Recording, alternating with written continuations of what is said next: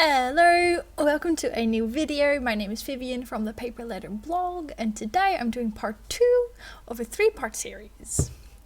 So yes, I know this light is not very flattering and hello, but I was supposed to upload, I always try to upload on Monday and Friday.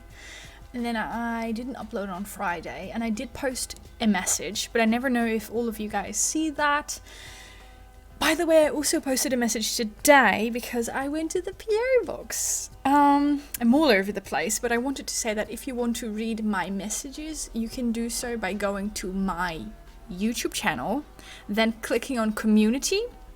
That's my community tab, and there you will see all of the messages I write. So for example, last Friday I wrote a message saying, sorry, no new video today.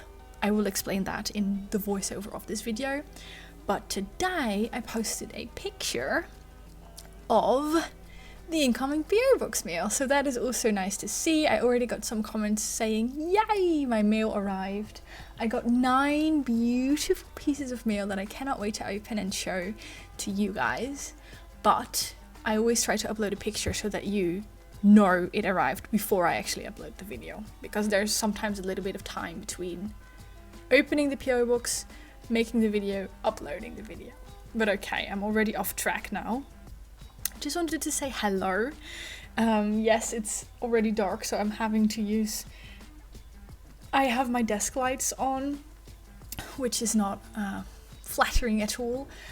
By the way, another little side step. When I have my craft room, like after we move, I want to get daylight lamps so that I can film during the night, which will probably mean, not promising anything, but it will probably mean that I will have more videos because I can also film at night. And this is why I cannot film at night normally, but I just wanted to show my face here, say hello, because I feel like I don't do that often enough anymore, because lately I've only been uploading older videos, that I made. For example, these videos I made during summer, because I just haven't had the time to film new videos. But I do have some exciting stuff coming up that I worked on last week, so stay posted for that. But today we're actually here to watch part 2 of my 3-part series about the Stuff the Mailbox swap. So last summer, I joined a Stuff the Mailbox swap where I made 11, because I made 1 extra, envelopes for 11 different people. And this is part 2. So in part 1 I decorated 11 envelopes, which was challenging but also fun, and it gave me some ideas. I hope it gave you guys some inspiration as well. If you haven't watched part 1 yet, I really suggest you go do that first or after this, it doesn't really matter, but I will link that video in the description box down below. And then this is part 2 where I fill the envelopes, and then I also have part 3 where I will be showing you the actual envelopes I received. So let's get into the video, and I will be doing a voiceover.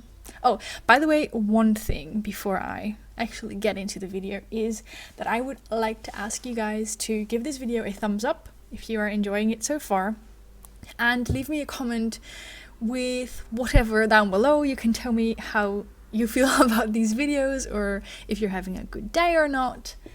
I would be happy to hear from you, first of all, because I like reading your comments and seeing like positive feedback such as thumbs up, but also because YouTube responds to that. You know, I don't want to get all tech savvy in here, but when you guys give a video a thumbs up, it's more likely to be shown to different people, to more people. So I would be very, very grateful if you would help me grow my channel like that. What an introduction. But hey guys, I am now actually going to start this video. As you can see, I already decorated the envelopes. I already told you about that in the first video. And what I'm going to do now is, of course, select enough goodies for 20 grams, which is 1 stamp. And there are so many ways you can do this, which you will also see in part 3 of this video. But for me, I don't really like putting stuff loose into an envelope. I actually like making my own gift bags for this. So what you do is you take a piece of paper that is about 2 times as wide as how big you want the gift bag to be, and then you carefully pinch it in the middle, just the middle, so that you will know where the middle is. Then you will fold one flap just over the middle, and then you will fold the other flap just over the middle, so that, as you can see, you create the base of a gift bag. And you want to fold it just over the middle, because if you fold it at the middle, then you cannot actually glue them together. So just slightly over the middle, and then you're going to glue the two together in the middle. Very clear. I hope this makes sense. I did a tutorial-ish, something like a tutorial for this once before in another swap video actually. I will also link it down below if I don't forget. But it's so easy and it looks really fun. So then you have a little bit like a tunnel. And this is what it's supposed to look like. And then I'm picking which one is the bottom. And then what you're going to do is you're going to fold over the bottom. You can make it bigger, but what I like to do is I like to fold it over 2 times so that you cannot see the opening at the bottom. So I like to fold it over 2 times, and then, as you can see, glue it. Glue it shut, I guess. So first I glue it shut, and then I roll it over another time so that you do not see the bottom anymore. I'm really not making a lot of sense, but I hope that seeing this is also enough. I'm not really good in tutorials. And then I decide, like, what I could do now is simply fold it over and glue it shut, or put washi tape or something. But what I actually did is something that I learned from a subscriber named Wendy, who sent me lovely gift bags that she handmade. What I'm going to do is I'm going to punch holes in the top, as you can see me do now. I use this thing, but it's not really easy to see if they are in line. So I suggest you use a simple, better way to do this. So you punch 2 holes in the top, like both in the flap as well as the paper underneath the flap. I try to make them, you can put them in the middle of the envelope, or like I did at the side. And then all you need is some pretty twine. I chose that white and gold foiled, and then you're going to put that through the holes, but I will show you that in a second. This is me again making another one because I decided to make 11 in different colors. Both this fun, I think I got this at Action as well. It's actually, I don't know if it's gift wrap paper or book wrapping paper, but it's very cheap and it looks so much more fun than, you know. So this one has a smaller flap actually. I tried different things just to see what I would like. But okay, I was also going to tell you about my weekend and why I didn't upload last Friday. Excuse me.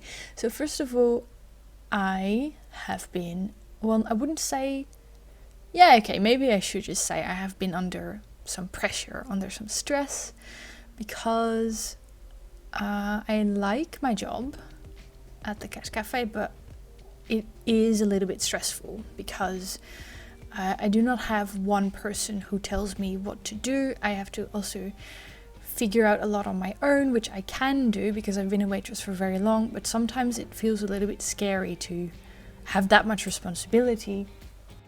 But I actually discussed this at work as well. Like, I basically said, I love being a waitress and it is what I've always loved doing, but I don't want a higher function. Like, I don't want to be a manager or I don't know, have more responsibility, I guess. So I'm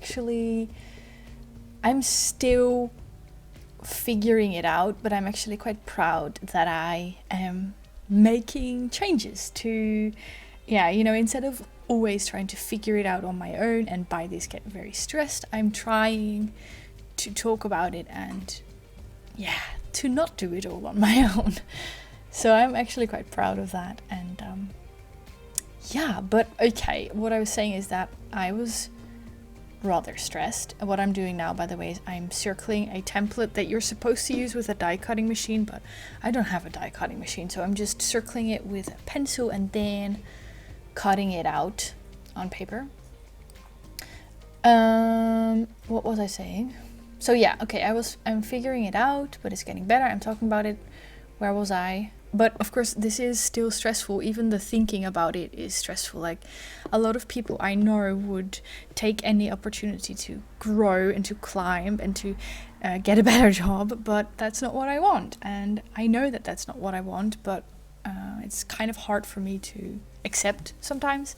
So there is a lot of thinking in that process and a lot of worrying, to be honest. But I think it's good for me. I mean, it's a learning process, and eventually I will end up knowing what I want and also being able to trust that that is okay and good enough.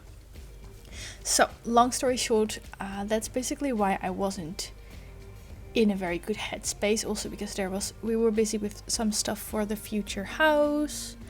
We actually got a bathroom, which is kind of cool. I mean, we got a design for a bathroom that someone else will put in the house. But okay, lots of decisions, lots of thinking, and then sometimes it gets really hard to focus on something other than those things I'm thinking about. In the video, I now finished all of my gift bags, and I'm now putting all of the envelopes on my table to start assembling which goodies go in which envelope. So just FYI. So there was that, and then this weekend something kind of weird was going on. It sounds very dramatic, but basically my parents moved out and we helped them move out. So that's the short story, but the long story is that actually 5 generations of my mom's family lived in that very farm. I was born there, my mom was born there, or me and my brother were born there, my mom was born there, the generation before her, so my grandfather was born there, my great-grandfather was born there. So 4 generations were born in that house and 5 generations lived in that house. So as you can imagine, quite a lot of emotional, I don't know, the house has an emotional value that one cannot find in a newly built house. By the way, I added tags to this envelope, vintage cutouts, and now some cute buttons, which I think is a really fun thing to send in swaps. So, but we already knew that they had to move out, I think around 10 years ago, because they made plans for a new industrial area. So where our farm is now, or was, I guess, where our farm is/was now, there will be an industrial area. So they're going to break the house down, and they already broke down all of the houses around our house. So it has been, like, life at the farm has been changing for so many years already. It took a few years, and then there was the economic crisis, so then they were paused. So we already knew this for so long, but this weekend it was actually time to officially move out for my parents. And I've been living on my own for 6 years already, so it wasn't my home anymore, but it's still the house where I grew up. And I don't know, there's so many memories there, and to leave that all behind was, well, not only weird but kind of sad. Even though we knew it was coming for years, it's still, when it's finally there, it's still, you know, I cannot put into words.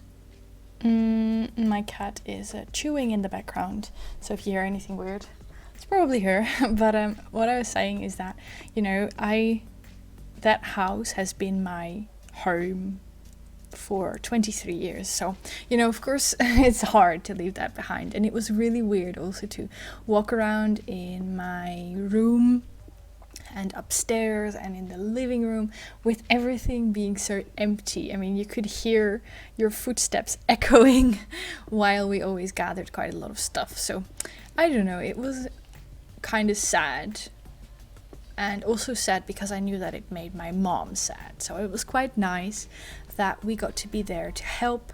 My brother is still living there temporarily because they still have to actually break it down, like demolish the house. I don't know how to call that.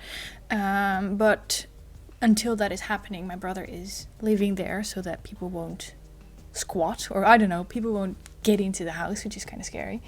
So my brother's still living there, so it's still kind of a little bit the same, but empty and really weird. So currently my parents will be living in a caravan, like how do you call that? One of those house on wheels, and I don't mean the small version, but the bigger version, you know, the one that you don't easily move. So they will be living in a caravan for a trailer. It's called a trailer. They will be living in a trailer for a few months, I think 1 or 2, because then they built a new farm and it's not ready yet. So they will be living in a tiny version of a house for a couple weeks at least. So we moved everything to the place where the new house will be. It's already there, but it's not finished. We moved everything to the new farm because we do have a stable and stuff, and a barn, I guess. We moved everything there, and then we moved stuff into their temporary house, and we got to walk around in the new house, which was kind of cool because even though I moved out 6 years ago, I will still have a room at my parents', because it's for us to go there, it's around 2 hours by public transport. So whenever I go to my parents, I always sleep there. So even in the new house, we still get a room, which is quite nice, because otherwise, I don't know, I would have to grow up suddenly.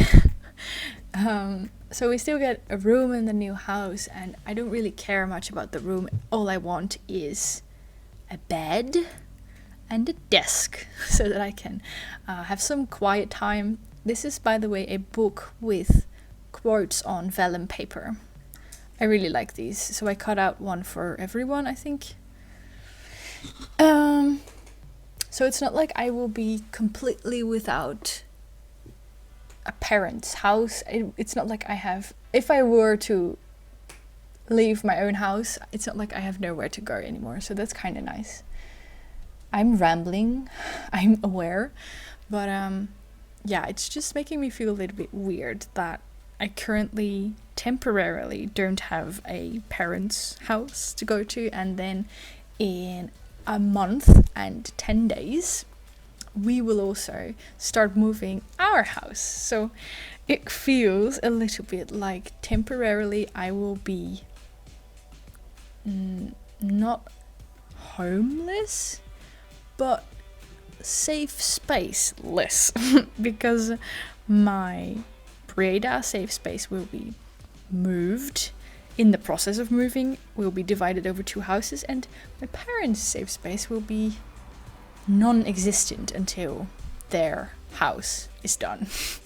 So that's kind of scary. I guess I will have to, I don't know, find some other place to feel safe. That's my cat who's doing her moonwalk dance. Noos always does a moonwalk dance when she comes out of the litter box, as if she's trying to wipe her feet. You all know it, but I have a very special cat. She wipes her feet, you guys. I guess I will have to film it for you one time. Yeah, but what I'm completely forgetting to actually narrate this story. What you saw before were some hair ties, because I have an Etsy store, a tiny Etsy store where I sell hair ties, and I don't know, I'm not really active. If I sell something that's fun, I like sending mail, so you know, I'll send out the order, but I don't send out that much. So I also decided to gift everyone one of the hair ties, because I thought it would be fun, like a little bit of a non-traditional gift for one of these swaps. So I included one of my hair ties in each envelope. I now include a puffy sticker or a special sticker in each one of them, and then also some fun colorful tags. But where was I in this very, very messy story? Oh yes, the moving out. So it actually went quite alright. Everyone was in the old house and my mom and I were in the new place. So we were like team receiving. So we would have to tell everyone where to put the boxes and where to put the furniture and stuff.